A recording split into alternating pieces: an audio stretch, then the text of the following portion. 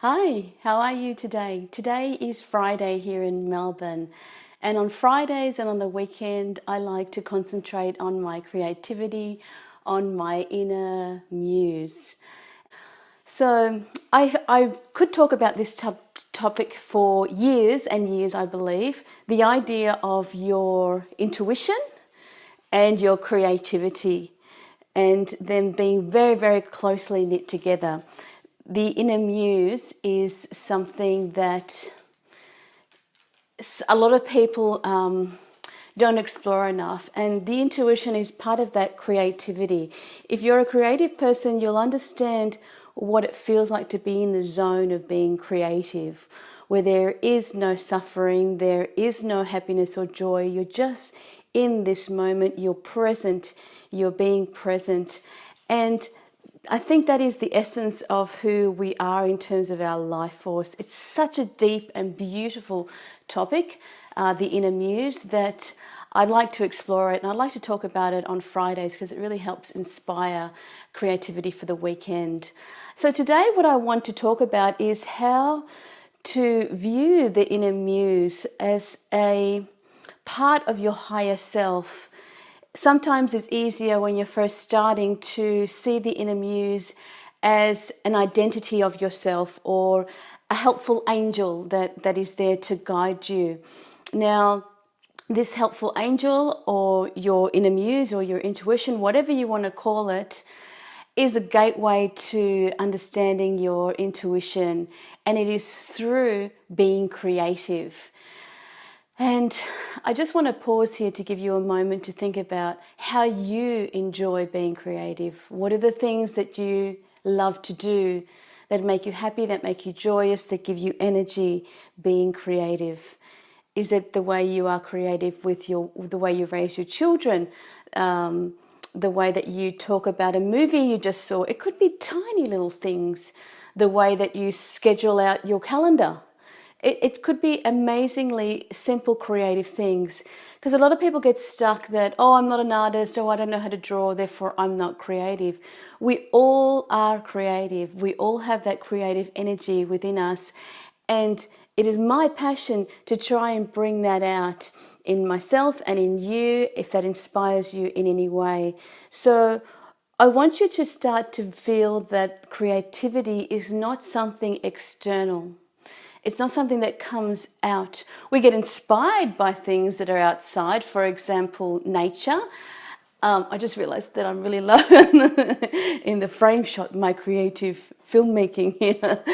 So we get inspired by nature, but the feeling of doing something creative or creating an action, doing something with that inspiration comes from within. So your creativity comes from within. And I'll say that again, it's something that's within you that is sparked by something out there. So don't get confused that creativity is, or the muse is coming from outside of ourselves. It's actually in ourselves. So if it's within ourselves, then we can call upon it. We can use that energy to create what it is we want. And if we are not in tune with our creativity and want to be, then we can call on that creative muse within us to help us to see things.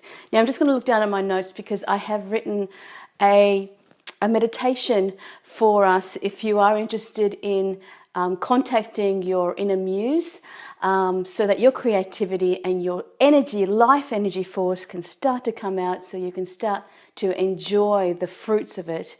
I wrote something that you can use for a meditation. And I might actually write it in the comments below as well, so that you can have a copy of it. And it goes like this.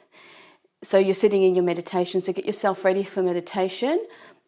And when you do that, say, "Dear Muse, come and sit with me in meditation.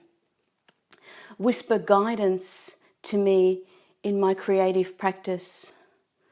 For when I am writing, when I am painting, when I am thinking, when I am imagining, whatever it is that you love to do.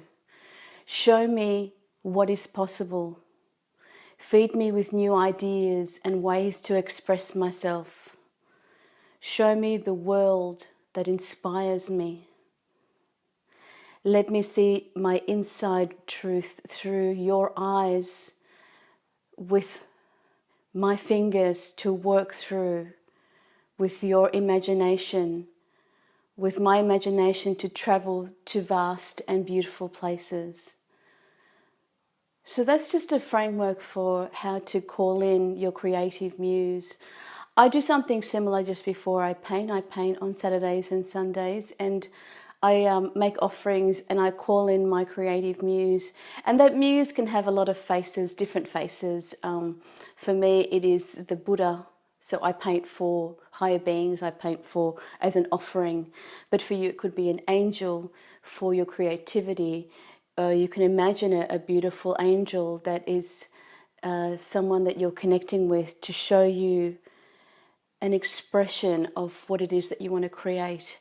And the beautiful beings that do care for us will help us and manifest if your intention is sincere, and I know yours is, and that you want to express and be shown all these beautiful worlds and those worlds of your imagination. So the creative muse may show you when you're ready, when you meditate, or they may show you in a dream in your subconscious. So take a note of your dreams if you feel like the creative muse is coming to you through your subconscious.